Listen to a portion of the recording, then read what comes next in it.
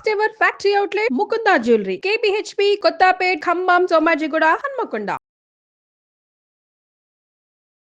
అందరికీ నమస్కారం. నా పేరు మాధురి. ఈరోజు మనతో పాటు ఉన్నారు శ్రవంతి గారు. నమస్కారం అండి. నమస్తే అమ్మా. శ్రవంతి గారు, కామన్ గా అందరికీ వచ్చే ఒక డౌట్ నాకు కూడా వచ్చిందండి. సో నేను నివృత్తి చేసుకుంటాను. అయితే మనం బంగారాన్ని తాకట్టు పెడితే అమ్మవారి కోపం వస్తుంది, మళ్ళీ అవి వెనక్కి రావు, బంగారం మళ్ళీ కొనలేము అని చెప్పేసి చాలా చాలా ఉంటాయండి. అది ఎంతవరకు నిజం? ఇది నిజంగానేనా లేదా మిథ్యా? మీరు చూస్తే గనక ఈ రోజుల్లో బంగారం చాలా తక్కువకి, రేట్ ఆఫ్ ఇంట్రెస్ట్ తక్కువ, చాలా తక్కువ అసలు, అవునా కదా? నేనేమంటాను అంటే పర్సనల్ లోన్స్కి వెళ్ళే బదులు బంగారం తాకట్టు పెట్టుకొని తీసుకొచ్చి ఇంటి అవసరం తీర్చుకోమనేది చాలా ఇంపార్టెంట్. అంటే ఇల్లు కట్టుకోవడానికో లేకపోతే రిజిస్ట్రేషన్ అమౌంట్ లాస్ట్లో పెట్టుకోవాల్సి వస్తుంది. అరే ఇది ఎక్కడి నుంచి దేవాలరా బాబు ఇప్పుడు అని అనిపిస్తుంది మనకి. ఇంటీరియర్స్ అన్ని చేయించేస్తాం, చేయించుకున్న తర్వాత రిజిస్ట్రేషన్ అనేది గుర్తుకొస్తుంది. అప్పుడు ఎట్లా ఏంటి, లేదా రిజిస్ట్రేషన్ అంతా అయిపోయిన తర్వాత అమ్మయ్య అనుకున్నప్పుడు పెద్ద బండ ఇంటీరియర్ డిజైన్ వాళ్ళు అవునా కాదా? ఎక్కడ లేనిది పెట్టించాలి ఫస్ట్ మన ఇంట్లో. ఇక్కడ రూమ్ కిటికీ ఉందా లేకపోతే డోర్ ఉందా అనేది ఎవరికి తెలియకూడదు. అలా మనం చేయించాలి. మరి దానికి డబ్బు కావాలి.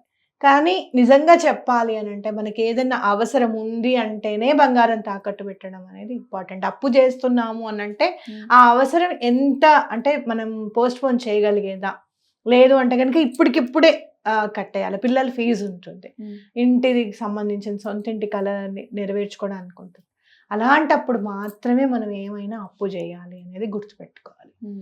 కొన్ని సందర్భాల్లో నేను చాలాసార్లు చూసింది ఏంటి అని అంటే, బలానా వాళ్ళు యాత్రకి వెళ్తున్నారు, ఇప్పుడు మనం కూడా వెళ్ళాలి. ఎలా వెళ్ళాలి? అప్పు చేసి వెళ్ళాలి అంతే. అక్కడ వెళ్ళాలి, అక్కడ నుంచోవాలి, స్టేటస్ మనం కూడా పెట్టాలి. ఇట్లాంటి వాటికి మాత్రం ఎటువంటి పరిస్థితుల్లోనూ అప్పు చేయకూడదు. అవసరం లేని దానికి అప్పు చేస్తే ఎటువంటి పరిస్థితుల్లోనూ అమ్మవారి కోపం వస్తుంది, అది మాత్రం పక్కా. ఓకే. అలానే ఎప్పుడైతే ప్లానింగ్ లేని దానికి, అవసరం లేని దానికి నువ్వు అప్పు చేస్తున్నావో ఆ అప్పు తీర్చేది కూడా మన మైండ్ సహకరించదు మనకి. కడదాంలే, ఆ తర్వాత చూద్దాంలే అని అనుకుంటాం. ప్లాన్ ప్రకారంగా అప్పు చేశారనుకోండి, ఇప్పుడు నేను చెప్పాను పర్సనల్ లోన్ బదులు గోల్డ్ లోన్ తీసుకోవడం ఇంపార్టెంట్ అని.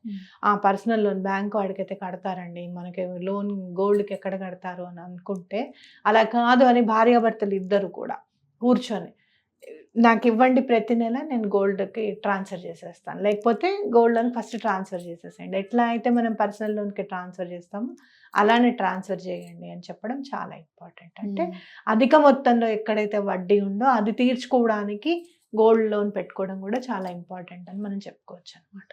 ప్రణాళికాబద్ధంగా చూస్తే కనుక ఒక ప్లాన్ ప్రకారం ఎన్ని నెలల్లో మనం తీర్చేస్తాము ఇది అనేది చూడడం అనేది చాలా ఇంపార్టెంట్ అప్పు చేసేటప్పుడు కనుక. అప్పుడు అలా చేస్తే ఏ అమ్మవారైనా అయ్యో పాపం అవసరం కోసం చేశారు కదా అని చెప్పి అమ్మవారు కూడా సహకరిస్తారు. అదే ఇప్పుడు అప్పు దొరుకుతుంది కదా, అన్ని రకాలుగా అప్పు చేసేసి తర్వాత అప్పుల పాలు అయిపోయిన తర్వాత అమ్మ తల్లి ఎందుకు ఇలా అయ్యింది, ఎప్పుడు బాగుపడతాం, అదంతా అనవసరం కదా. ఇంకా అవును, ఇల్లు కట్టుకునేటప్పుడు తెలియలేదండి, తెచ్చేసామండి. ఎవరిని ఇప్పుడు ఇంకో విషయం ఏంటి తెలుసా, మా చిన్నప్పటి నుంచి కూడా ఎవరైనా ఇల్లు కట్టుకుంటున్నాం అంటే తొందరగా అప్పిచ్చేస్తారు. పెళ్లి అంటే ఎట్లయితే ఇస్తారో ఇల్లు కట్టుకుంటామంటే కూడా ఇచ్చేస్తారు. ఏ పాపం కట్టుకుంటున్నారు కదా, సరే ఇచ్చేద్దాం, ఏముంది ఇస్తారు కదా రిటర్న్ అని చెప్పి ఇచ్చేస్తారు. అలా 4-5 దగ్గర చేసేసారు అనుకోండి. మీరు అలా అప్పుల్లో ఉన్నప్పుడు నేనేం చెప్తానో తెలుసా, నేను కూడా ఫాలో చేసింది అదే.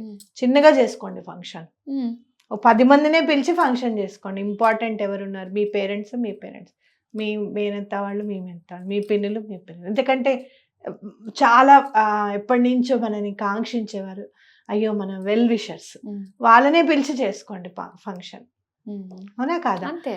అంటే ఏంటంటే ఫంక్షన్కి అప్పు చేయడం ఇట్లాంటివి అనేది చాలా కష్టం. ఒక్కొక్కసారి మనకు చాలా అంటే మనం పెంపకంలో కూడా ఉంటుందేమో అని అనిపిస్తుంది. మా చిన్న పాప నిద్రపోతుంది, దాన్ని ఫంక్షన్ చేయాల్సి వచ్చింది. నాకు కొంచెం డబ్బు కొంచెం తక్కువైంది, వచ్చేస్తుంది కానీ ఫంక్షన్ 10 days తర్వాత నాకు వస్తుంది అనమాట. ఫంక్షన్ ముందు వచ్చేసింది, మనకు తెలియదుగా పిల్లలు ఎప్పుడు మెచ్యూర్ అవుతారని తెలియదు కదా. అయితే ఇంకొక 10 days 15 daysలో అమౌంట్ వచ్చేస్తుంది కదా అని నేను మా ఫ్రెండ్ని అడిగాను, ఇంకొంచెం అమౌంట్ సర్దవా, నేను మళ్ళీ నీకు 15 daysలో ఇచ్చేస్తాను అంటే, మా పాప నిద్రపోతుంది. మీరు నమ్మండి మంచి నిద్రలో ఉంది మా అమ్మాయి, నేను దాని పక్కనే కూర్చొని మాట్లాడుతున్నాను. వెంటనే నిద్ర లేచి, అమ్మా అప్పు చేస్తున్నావా ఫంక్షన్ చేయడానికి, అలా అయితే నాకొద్దు అని అంది. నాకు చాలా ఆశ్చర్యం అనిపించింది. అంటే బాధలు పడినప్పుడు వాళ్ళ మైండ్, అది మేము చాలా కష్టాల్లో ఉన్నప్పుడు అది ఒక 2-3 years పిల్ల అనమాట, అంతే. అంటే దాని మైండ్ ఎంత ఇదైపోయిందో చూడండి. అమ్మ అలాంటి పరిస్థితి మళ్ళీ మనకు వద్దు, అసలు నువ్వు అప్పు చేయొద్దు. లేదు నాన్న, నేను 10 daysలో రిటర్న్ చేసేస్తాను, నీ కళ్ళ ముందే ఆవిడకి ట్రాన్స్ఫర్ చేస్తాను, 10 రోజులు ఆపేస్తే అలా చేయకూడదు, ఫంక్షన్ అనేది ఓపిక ఉంది కాబట్టి ఇప్పుడే చేసేసుకుందాము, అందులో హాలిడేస్ అవి కూడా ఉంది కాబట్టి చేసేసుకుందాం అని చెప్పి దానికి చెప్పాను. ఇప్పటికీ ఎప్పుడన్నా చూస్తే ఆశ్చర్యం అనిపిస్తుంది నాకు. అంటే మనం ఎలా అయితే పెంచుతామో పిల్లలు కూడా అలానే పెరుగుతారు అనే దానికి ఇది మంచి లైవ్ ఎగ్జాంపుల్గా అనిపిస్తుంది. మనం చెప్పాలి పిల్లలకి. చాలా సందర్భాల్లో స్విగ్గీస్, జొమాటోస్ ఆర్డర్స్ చేసేసుకోవడము, డబ్బుని విపరీతంగా ఖర్చు పెట్టడం, వాళ్ళకి గూగుల్ పేలు, ఫోన్ పేలు. నేను ఇయ్యనని నేను అనను, లెక్క రాయమని చెప్తాను. ఫోన్లోనే నోట్స్ రాసుకో, ఏం ఖర్చు పెట్టావు ఏంటి అనేది కంపల్సరీగా చూసుకో అని చెప్పి చెప్తాను. కానీ ఈ రోజుల్లో మనకి అసలు డబ్బులు అసలు ఫిజికల్ గా కనిపించట్లేదు, మొత్తం అంతా డిజిటలైజేషన్ అయిపోయింది. ఎంత ఖర్చు పెడుతున్నావు, దేనికి ఖర్చు పెడుతున్నావు అన్నది కూడా మనకు ఒక లెక్క తెలియట్లేదు. అవునవును, లెక్క తెలియడం లేదు. అలాగే మనం ఎప్పుడు కూడా ఉన్నాయిలే అని అనుకుంటూ ఉంటున్నాం, ఖర్చు తెలియకపోయేసరికి ఉన్నాయిలే అనుకుంటాం. అందుకని ఏం చేయాలి అని అంటే మన ఫిక్స్డ్ డిపాజిట్స్ కి కూడా డిజిటల్ గానే వెళ్ళిపోవాలి.